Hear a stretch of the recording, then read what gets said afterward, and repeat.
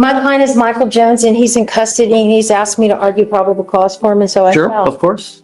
It's only fair, right? Because it's his case, so. You didn't hear me. It's only fair because it's his case, so we might as well bring it. No, he asked me to do this, and so I told him I would. Okay. That's my client. He must be unhappy, huh? Asked him to breathe. Or hungry. Asked him to breathe. Good morning. Hey, How are you? hey, buddy.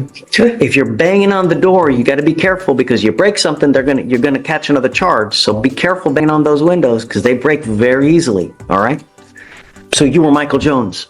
Mr. Jones, we're talking about you, so that's why I wanted to bring you out. It's only fair that you get to hear what's going on with your case.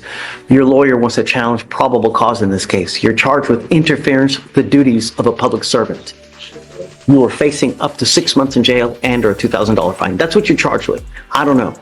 So I'm going to have them read, and we're going to do probable cause to see whether we're going to go forward or not. Okay? Stuff with me right back there. She's gonna read it again, okay? Okay. What happened? On January 10, 2025, the officers in official uniforms and riding in a marked patrol vehicle were dispatched to a disturbance at a residence in Harris County, Texas. The officer observed the defendant standing outside the location, being told to leave by the resident, to which the defendant refused by verbally yelling at the resident in a loud, aggressive tone of voice. The officer announced themselves and observed the defendant begin to walk away. The officer gave the defendant a verbal command to put his hands behind his back, and the defendant pulled his hand away. The defendant refused to comply with verbal commands, and the defendant held his arms to his chest as the officer attempted to detain him. The defendant continued to refuse additional commands to stop resisting and put hands behind his back. He yelled at the officer in an aggressive tone and shouted out loud, "Don't let them take me."